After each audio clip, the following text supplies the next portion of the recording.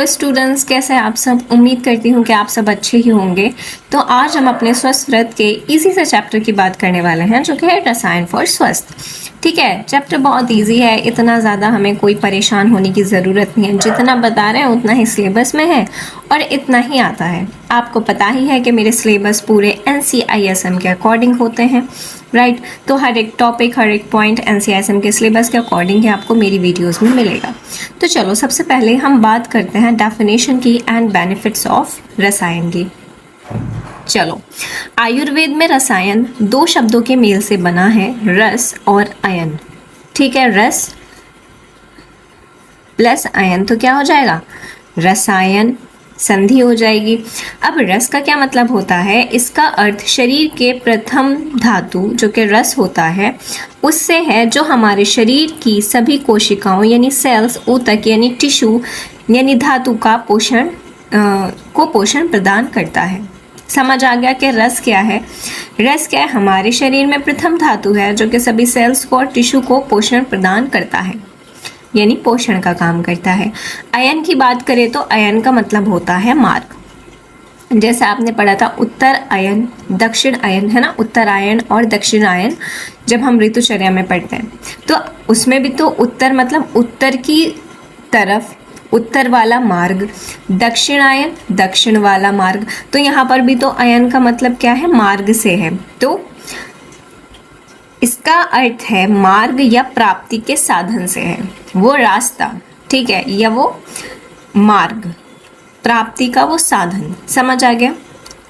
अब इसका सॉरी श्लोक देखो, लाभोपायो ही शस्तानाम रस आदीनाम रसायनम। देखो श्लोक बहुत इजी है, द्रव्य गुण में भी रसायन में काम आएगा और यहाँ पर भी रसायन में काम आ रहा है। तो इसे याद करो, लाभोपायो ही शस्तानाम रसादीनाम रसायनम। आपसे PA TT में और शायद वाइवा में कुछ ये पूछ सकता है, बहुत इजी है कि रसायन बताओ, रसायन क्या होता है, रसायन की डेफिनेशन बताओ। वाइवा में बहुत पूछते हैं इस क्वेश्चन को। तो लाभोपायो ही शस्तानाम रसादीनाम रसायनम, अर्थात इसका क्या मतलब होता है, शरीर के लिए अत्यंत उत्तम कोटि के रस आदि धातुओं को प्राप्त करने का जो सर्वोत्तम उपाय है उसे ही रसायन कहते हैं। यानी शरीर के लिए रस आदि धातुओं को प्राप्त करने के लिए जो सबसे बढ़िया उपाय है जिससे हम लाभोपाय, जिससे हमें लाभ मिलता है, हमारी जो रस आदि धातुएं हैं उनकी पुष्टि होती है, उसे ही तो रसायन कहते हैं। इजी लैंग्वेज में यही इसकी डेफिनेशन है। ये केवल एक दवा नहीं है, बल्कि ये सेलुलर लेवल पर पोषण पहुंचाने वाली एक समग्र चिकित्सा थेरेपी है। ये याद करने की ज़रूरत नहीं है। इस श्लोक का अर्थ बस इतना ही है कि क्या है कि शरीर के जो रस आदि धातु हैं वो उनकी पुष्टि करता है और इसे ही हम रसायन कहते हैं। और ये दो शब्दों से मिलकर बनता है, रस प्लस अयन। आप रस को डिफाइन कर दोगे, अयन को डिफाइन कर दोगे, फिर श्लोक लिख दोगे, फिर उसका अर्थ लिख दोगे। तो ये आपके 4 लाइन में पूरा डेफिनेशन का टॉपिक कवर हो जाता है, जिसमें आप हर एक चीज़ कवर कर रहे हो। इसके बाद हम बात करते हैं कि रसायन का बेनिफिट है क्या। वैसे तो हमने पढ़ लिया कि धातु की पुष्टि करता है, और क्या करता है, स्वस्थ व्यक्ति में स्वस्थ को बनाए रखने के लिए और असमय बूढ़े होने से यानी जरा से बचने के लिए रसायन का प्रयोग किया जाता है। इसका मुख्य लाभ निम्नलिखित है, यानी स्वस्थ को बनाने के लिए और बुढ़ापे को डिले करने के लिए, यानी एजिंग को डिले करने के लिए रसायन का यूज़ किया जाता है। इसका लाभ क्या है, दीर्घ आयु, इससे लंबी उम्र प्राप्त हमें होती है। यह कोशिकाओं के क्षय को रोककर असमय मृत्यु और बुढ़ापे से बचाता है। स्मृति और मेधा, यह मस्तिष्क की कार्य क्षमता और स्मरण शक्ति को बढ़ाता है। आरोग्य, यह शरीर के रोग प्रतिरोधक क्षमता यानी इम्यूनिटी को सुदृढ़ करता है, बढ़ाता है। तरुण किसको बोलते हैं, यूथ को, जवान बच्चा, ठीक है। ये त्वचा में कसाव यानी कि टाइटनिंग मेंटेन करके रखता है, चमक और शारीरिक स्फूर्ति बनाए रखता है, आपको लेजी नहीं बनने देता। प्रभा और वर्ण की बात करें तो मुखमंडल की चमक और शारीरिक रंगत में सुधार लाता है। इंद्रिय बल, आँखों की रोशनी, जो हमारी अक्षी है, ठीक है, चक्षु इंद्रिय हैं, सुनने की क्षमता यानी कर्ण इंद्रिय हैं, और अन्य ज्ञानी इंद्रियों को बुढ़ापे में भी कमज़ोर नहीं होने देता है। यानी आँख, नाक, कान और त्वचा इन सब को मेंटेन करके रखता है, और इनके सेंसेस को भी अच्छे से, मतलब कि गरम ठंडा पता चल रहा है, दृष्टि कमज़ोर नहीं हो रही है, ये सारे इंद्रियों को बल देता है। तो ये सारे इसके लाभ थे जो कि बहुत ज़्यादा इजी थे, हमें पता है कि इसका लाभ क्या है, बस एक बार आप इन्हें पॉइंट्स में याद कर सकते हो। दीर्घ आयु, स्मृति, मेधा, आरोग्य, तरुण वय, प्रभा और वर्ण और इंद्रियों में बल लाता है। ये क्या थे, इसके लाभ थे। अब तक हमने दो चीज़ें पढ़ी हैं कि रसायन की डेफिनेशन क्या है, रसायन के लाभ क्या हैं। अब नेक्स्ट टॉपिक हम पढ़ते हैं क्लासिफिकेशन एंड टाइप्स ऑफ रसायन। वेरी इंपॉर्टेंट, मैं यहाँ पर लिख देती हूँ, है ना, बच्चे नोट्स देखते हैं तो उनके लिए हम लिख देते हैं, ये इम्पॉर्टेंट तो यही है, ये क्या है, इम्पॉर्टेंट है, समझ आ रहा है, इम्पॉर्टेंट यही है, यहीं से क्वेश्चन आएगा। और आएगा कैसे, मैं आपको बताती हूँ। सबसे पहले आपसे पूछेगा कि रसायन की परिभाषा बताते हुए उसका वर्गीकरण बताइए। तो ये शॉर्ट के लिए बहुत अच्छा क्वेश्चन बनता है यहाँ से, परिभाषा को बताते हुए इसके प्रकार बताइए। तो चलिए देखते हैं। तो सबसे पहले रसायन द्रव्यों का वर्गीकरण। सबसे पहले हम इसे क्लासिफाई करते हैं प्रयोग विधि के अनुसार कि हम उसे प्रयोग किस तरीके से कर रहे हैं। ठीक है, इसमें क्या है, 3 तरीके हैं। इसकी ट्रिक मैंने याद की है वाकु दो। असल में ये मैंने अपने लिए याद की थी, एक सब टीवी पर, आई थिंक मुझे याद नहीं आ रहा है, सब टीवी पर ही इच्छा प्यारी नागिन आता था। तो इच्छा का एक दोस्त था, उसका नाम था वाकु। ये भी नाग था, इच्छा भी नागिन थी, है ना। तो वाकु दो, तो उसमें वाकु ना कभी तो वो अपने पृथ्वी पर ही रहता है, कभी अपने नाग जहाँ पे रहते हैं वहाँ, तो वो 2 जगह रहता है। तो इस तरह से मैंने ये याद किया कि वाकु दो। ठीक है, आप अगर रिलेट नहीं कर पा रहे तो बस ये याद कर लो कि वाकु दो। अगर आपने वो ड्रामा देखा है इच्छा प्यारी नागिन तो आप समझ पाओगे। टाइम तो काफ़ी हो गया उसे, 6-7 साल तो शायद उससे भी ज़्यादा हो गया होगा। रसायन द्रव्य का वर्गीकरण तो वाकु दो प्रयोग भेद से, वा से आ जाएगा वात आतपिक। इसमें क्या होता है, इसमें व्यक्ति सामान्य जीवन यापन, वायु, धूप, देखो वात आतप, वात मतलब वायु, आतप मतलब धूप, तो वायु और धूप का सेवन करते हुए रसायन द्रव्य का प्रयोग करता है। इसमें ये कह रहे हैं कि जो जिंदगी हम जैसे इंसान जीते हैं वैसे ही धूप, वायु, हर चीज़ का सेवन करते हुए वो रसायन का सेवन कर रहा है। यानी नॉर्मल जिंदगी बिताते हुए रसायन का सेवन करना क्या कहलाता है, वात आतपिक, जो कि हम नॉर्मली मोस्ट कॉमन है। समझ आ गया। वाह, कु से आता है कुटी प्रवेशिक विधि। अब समझ आ रहा है, कुटी और प्रवेशिक यानी उसके लिए कहाँ पर प्रवेश करना पड़ेगा, कुटी में। इसमें त्रिगर्भ कुटी में संशोधन के पश्चात, संशोधन कराओ पहले, उसके पश्चात निश्चित समय तक, अब जितना भी वो समय है, 1 दिन, 2 दिन, 1 हफ्ता, 1 महीना, जितना भी है, अंदर रहकर ही रसायन द्रव्य का प्रयोग किया जाता है। इसका वात आतपिक विधि से अधिक लाभ होता है। सही बात है।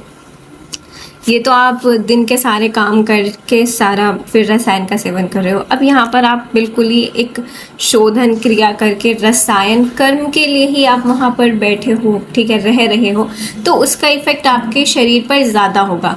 तो वात आतपिक में आप जो डेली का काम करते हो, लाइफ स्टाइल जो आपका डेली का है, उसी को फॉलो करते हुए रसायन का सेवन कर रहे हो, तो वात आतपिक है। कुटी प्रवेशिक में आप कुटी में प्रवेश करते हो और उससे पहले आप संशोधन की प्रक्रिया करते हो। उसके बाद आप एक निश्चित समय के लिए, वो जितना भी समय हो उस हिसाब से आप उस कुटी में रहकर रसायन का सेवन करते हो। तो ये क्या हो जाएगा, कुटी प्रवेशिक विधि हो जाएगा। अब आता है द्रोणी प्रवेशिक। द्रोणी बोले तो नाव, और प्रवेश मतलब प्रवेश वहाँ पर रहकर करना।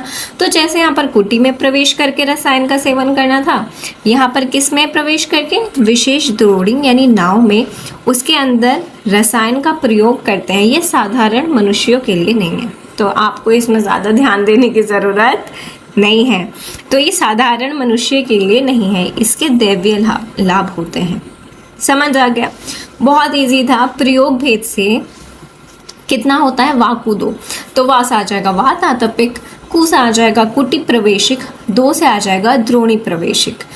उत्तर इनके लाभ बढ़ते जाते हैं। वात आतपिक नॉर्मल व्यक्ति के लिए नॉर्मल लाभ है, कुटी प्रवेशिक में अधिक है, और जो भाई आपका द्रोणी द्रोणी प्रवेशिक है उसके लाभ दैवीय हैं। ठीक है, अब हम बात करते हैं उद्देश्य के अनुसार कि आप रसायन का सेवन कर रहे हो तो आपका उद्देश्य क्या है। ठीक है, हर एक चीज़ का एक उद्देश्य तो होता है, तो उस उद्देश्य में हम पढ़ेंगे काम्य रसायन, उसके बाद नैमित्तिक रसायन और आजस्त्रिक रसायन। तो सबसे पहले काम्य रसायन की बात करते हैं। काम्य का मतलब कामना करना। अब कामना किस चीज़ की करना देखते हैं। इनका प्रयोग वय स्थापनार्थ किया जाता है। यह 3 प्रकार का होता है। वय का मतलब क्या होता है, जो हम पढ़ते हैं आयु होता है। स्थापन मतलब स्थापित करना, उसे वहीं रोक देना, स्टेबल कर देना। तो एजिंग की प्रोसेस को रोकने के लिए, स्थापित करने के लिए। ठीक है, तो काम्य रसायन है। अब काम्य मतलब कामना करना। सबसे पहला आता है प्राण काम्य। प्राण की काम्य करना कि हमारी आयु बढ़ जाए। ठीक है, तो प्राण काम्य किस लिए होता है, आयु बढ़ाने के लिए किया जाता है। इसके बाद आता है मेधा काम्य। मेधा मतलब बुद्धि, स्मृति, सब चीज़ें इसमें आ जाएंगी।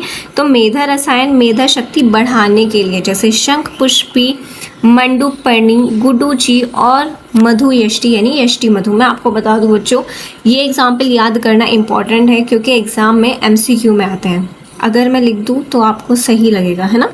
मैं लिख देती हूँ कि यहाँ से MCQ बनेगा। MCQ में ये पूछा जाएगा। ठीक है, आपको ये चीज़ विशेषकर याद रखनी है जो मैं बताती हूँ कि यहाँ से MCQ बनेगा, क्योंकि MCQ पर भी आपको फोकस करना पड़ेगा, क्योंकि 20 मार्क्स के MCQ हमारे आते हैं तो वो बहुत ज़्यादा मार्क्स गेनिंग है। अगर आप वो 15+ सही करते हो तो इसका मतलब ये है कि आपके पास होने के चांसेस और अच्छे मार्क्स के चांसेस बढ़ जाते हैं। समझ आ गया। तो मेधा काम्य में क्या है, मेधा बढ़ाने के लिए, जैसे शंख पुष्पी। मेधा काम्य मेधीय रसायन मेधा शक्ति बढ़ाने के लिए, जैसे शंख पुष्पी, मंडूपर्णी, गुडूची और यष्टि मधु। एग्जाम्पल याद रखने इम्पॉर्टेंट है। इसके बाद बात करते हैं श्री काम्य, कांति बढ़ाने के लिए। ये किसके लिए होता है, कांति बढ़ाने के लिए यूज़ किया जाता है। तो काम्य रसायन में हमने ये 3 पढ़ लिए, प्राण काम्य, मेधा काम्य और श्री काम्य। समझ आ गया।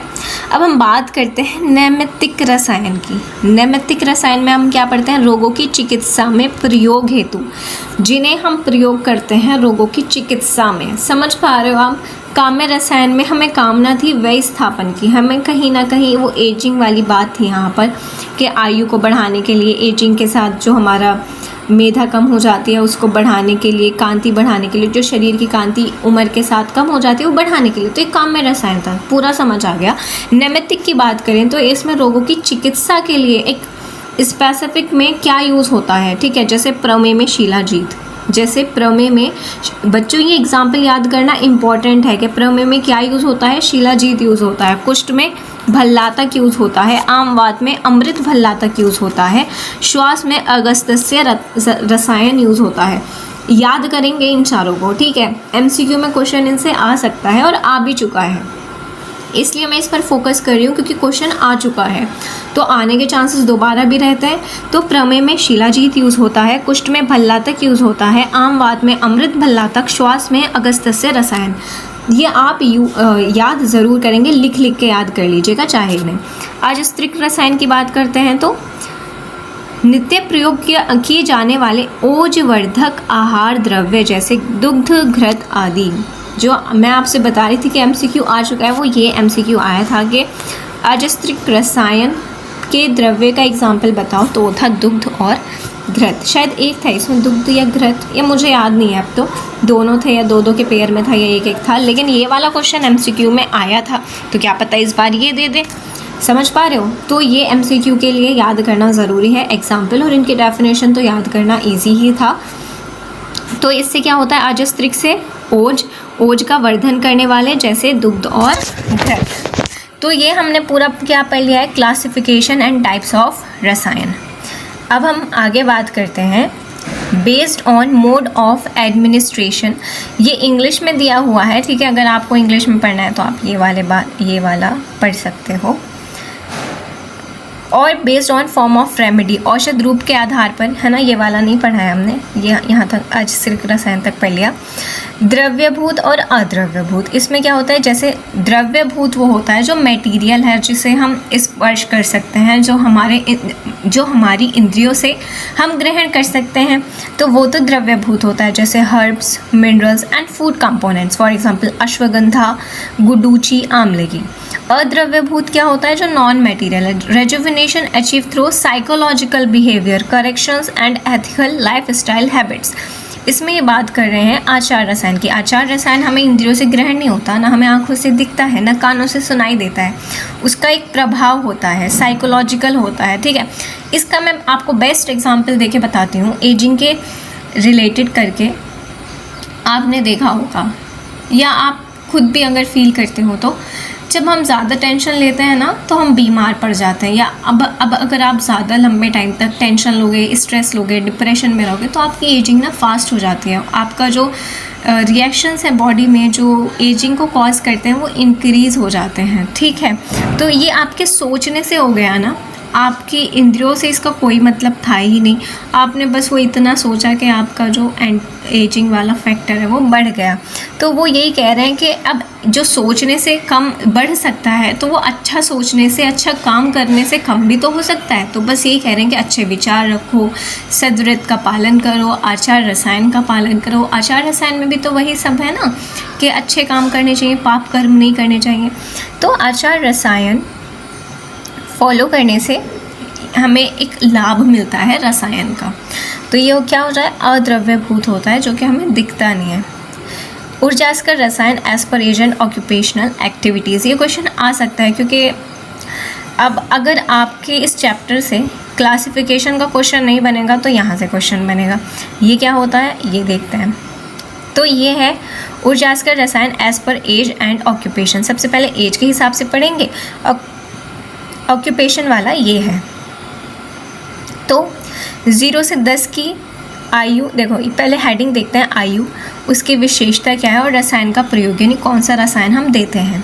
आयु 0 से 10 है, 10 बढ़ाते 0 से 10, 11 से 20, 21 से 30, 31 से 40 एंड सो ऑन। समझ आएगा।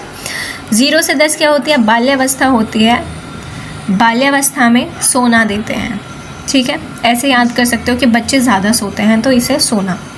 0 से 10 साल के बाल्यावस्था होती है, यानी वो बच्चे होते हैं और बच्चे ज़्यादा सोते हैं तो स्वर्ण इसमें दिया जाता है। 11 से 20 साल की वृद्धि होती है, वृद्धि के लिए बला चाहिए, बल चाहिए तो बला। 21 से 30 में छवि, देखो आप और मैं इसी उम्र में हैं कि अभी हम ग्रेजुएशन कर रहे हैं, तो हमें अपनी एक छवि बनानी होती है। छवि आप समझते हो, एक इमेज जो बनती है हमारी, वो 20 से 30 साल की उम्र में बनती है कि लड़का या लड़की इनका तो डॉक्टर बन रहा है, तो वहाँ से आपका एक इमेज बन जाती है कि भाई डॉक्टर हो गया। तो उसके लिए हमें ज़रूरत होती है आमलकी की, ठीक है। 31 से 40 में मेधा, जब आप अब और बढ़ोगे तो अब आपकी बुद्धि गड़बड़ा जाती है, तो उसके लिए मेधा के लिए होता है शंख पुष्पी, ठीक है। 41 से 50 के लिए त्वक और दृष्टि, ये दोनों इंद्रिय हैं, त्वक इंद्रिय और चक्षु इंद्रिय, इन दोनों के लिए तो क्या चाहिए फिर, ज्योतिष्मति। दोनों भाई तो दोनों के लिए सेम ज्योतिष्मति। समझ आ गया। 41 से 50, 51 से 60 त्वक दृष्टि, दोनों के लिए ज्योतिष्मति। 61 से 70 के लिए शुक्र, अश्वगंधा। 61 से, एक मिनट, इसमें एक कॉमन पैटर्न आपको मिलेगा, देखो मैं लिख देती हूँ परमानेंट पेन से।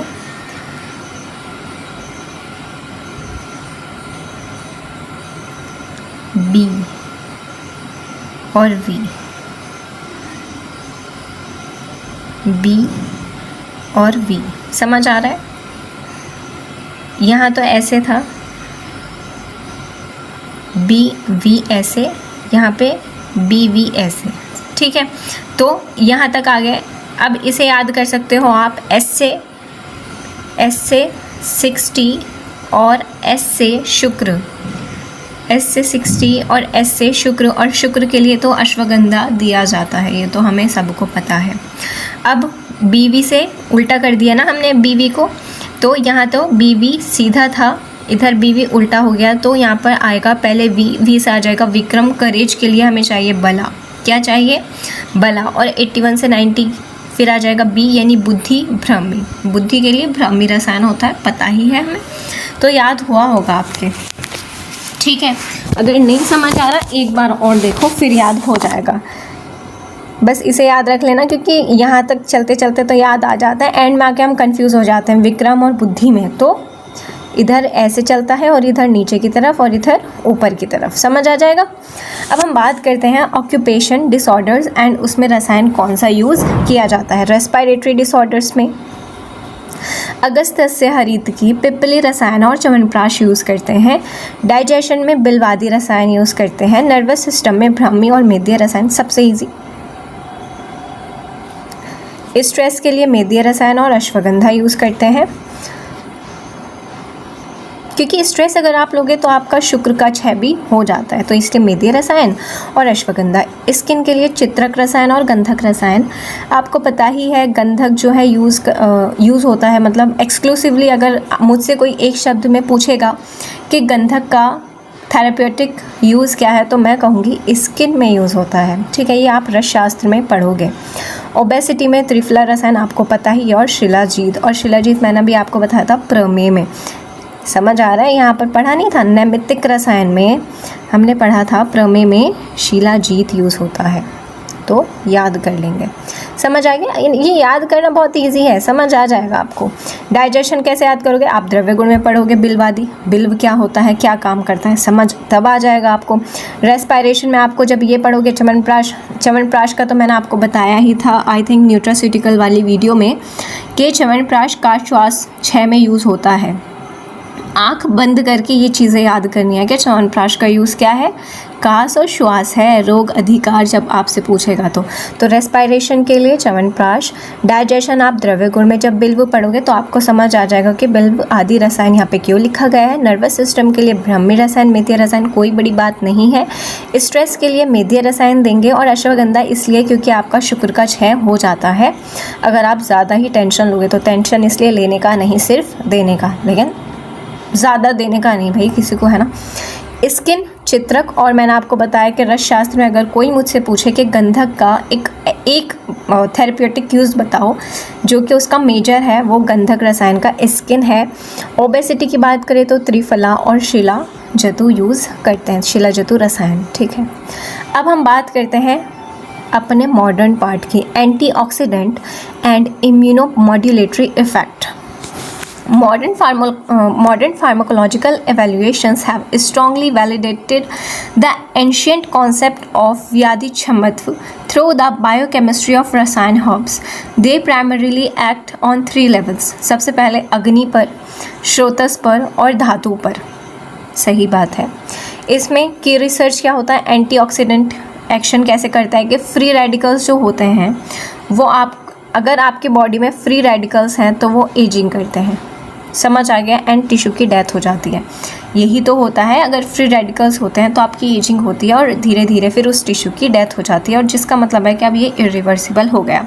तो रसायन क्या करता है, rasayana herbs are densed in polyphenols, flavonoids, vitamin C which scavenge reactive oxygen species and upregulate endogenous enzymes like superoxide dismutase and catalase। कुछ नहीं समझना है, याद बस इतना करना है कि फ्री रेडिकल जो होते हैं वो जो एजिंग है उसे बढ़ा देते हैं। अब रसायन में होता है आपका पॉलीफिनॉल्स, ये वाली लाइन याद करनी, मैं अंडरलाइन कर देती हूँ इसे, है ना, ताकि आपको याद करने में ईजी रहे कि क्या याद करना है। ये याद करना है, क्या याद करना है कि रसायन में क्या होता है, पॉलीफिनॉल्स होता है। आंख बंद करके अगर आपको मान लो आपसे च्यवनप्राश रसायन है ना प्यारे बच्चों, अभी मैं बता के आई हूँ ऊपर ऑक्यूपेशनल डिसऑर्डर्स में कि रेस्पिरेटरी डिसऑर्डर्स के लिए च्यवनप्राश खाया जाता है। अब रसायन च्यवनप्राश है, तो अब आपसे कोई पूछे कि च्यवनप्राश के एक्टिव इंग्रेडिएंट्स बताओ, तो मैं कह दूँगी आँख बंद करके पॉलीफिनॉल्स होता है, फ्लेवोनॉइड्स होता है, विटामिन सी, ये सब के लिए, सारे रसायन के लिए आप लिख सकते हो। विच स्कैवेंज, बस इतना लिखना है कि विच स्कैवेंज फ्री रेडिकल को भगा देता है। अब फ्री रेडिकल भाग गया तो एजिंग नहीं होगी। समझ आ गया? इतना ही याद करना था। इम्यूनोमॉड्यूलेटरी एक्शन की बात करें तो इंस्टेड ऑफ बाइंडली सप्रेसिंग और over stimulating the immune system, instead of blindly मतलब बिल्कुल अंधाधुंध, ना तो वो हमारा इम्यून सिस्टम को सप्रेस करता है और ना ही बहुत ज़्यादा स्टिमुलेट करता है। Rasayana act as a true biological response modifier. They optimise macrophage phagocytosis, stimulate T cell B cell.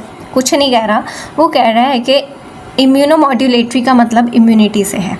अब इम्यूनिटी में कभी कभी जो कुछ हमारी जो मॉडर्न दवाइयाँ होती हैं कि कुछ ज़्यादा ही सप्रेस करती हैं, कुछ ज़्यादा ही एक्टिव कर देती हैं इम्यून सिस्टम को। तो ये कह रहे हैं कि हमारे जो रसायन है वो ना अंधाधुंध काम नहीं करते हैं कि बिल्कुल ही सप्रेस कर दिया या बिल्कुल ही एक्टिव कर दिया, बढ़िया लेवल पे उसे इंक्रीज़ कर दिया, तो नहीं, वो एक ट्रू बायोलॉजिकल रिस्पॉन्स करते हैं। ऑप्टिमाइज़ यानी कि जितना ज़रूरी है उतना ही स्टिमुलेट करते हैं टी सेल्स को, बी सेल्स को, साइटोकाइंस को। समझ आ गया? यानी एक ऑप्टिमम लेवल पर काम करते हैं। इसके बाद रिसर्च रेफरेंस ऑफ को रसायन हॉब्स आमला की, ये आप पढ़ लेना, वैसे तो क्वेश्चन में आता नहीं है। अश्वगंधा का पढ़ लेना, गुडूची का पढ़ लेना।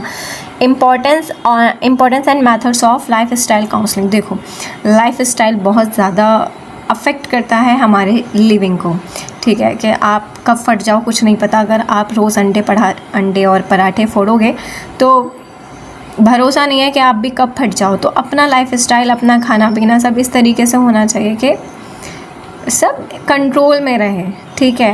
आप रोज़ अंडा खा रहे हो, रोज़ पराठे खा रहे हो और बिल्कुल टांग फैला के सो जा रहे हो, कुछ कर ही नहीं रहे, फिज़िकल एक्टिविटी कर ही नहीं रहे हो, तो फिर आपको कौन रोक सकता है फटने से, ठीक है। तो इसीलिए जितना खा रहे हो उस हिसाब से कैलोरीज बर्न भी करनी चाहिए। तो आप ये देख लीजिएगा करेक्ट नहीं आंसर कमेंट, एक बार बस आप इसे पढ़ लीजिएगा। इतना मैं अब क्या बताऊँ इसमें, मैं क्या बताऊँ, ये तो आपने सब पढ़ा गया कि दिनचर्या, ऋतुचर्या, कैसे खाना खाना चाहिए, सब आपको पता है। आहार विधि विधान सब आपने पढ़ा हुआ है, एक बार आप इसे देख लीजिएगा। और नहीं भी पता है तो सिर्फ आप एक बार इसे पढ़ लीजिए, बाकी क्योंकि ये सारी वही चीज़ें हैं कि आपने जो पढ़ी हैं, ठीक है। तो यही थी हमारी बात आज की रसायन की, ठीक है। मैं उम्मीद करती हूँ कि आपको ये चैप्टर अब बहुत अच्छे से समझ आ गया होगा और आप कभी अब भूलोगे नहीं, एग्ज़ाम तक तो बिल्कुल भी नहीं, ठीक है प्यारे बच्चों। तो चलिए, अब अगर आपको ये वीडियो पसंद आई है तो इसे लाइक कीजिएगा और अपने सभी दोस्तों तक शेयर करो। चैनल को सब्सक्राइब करना, और टेलीग्राम पर आपको इसके नोट्स मिल जाएंगे, वहाँ जाकर आप इन्हें डाउनलोड कर सकते हो और फिर आप इन्हें आराम से बैठ कर पढ़ना। Thank you.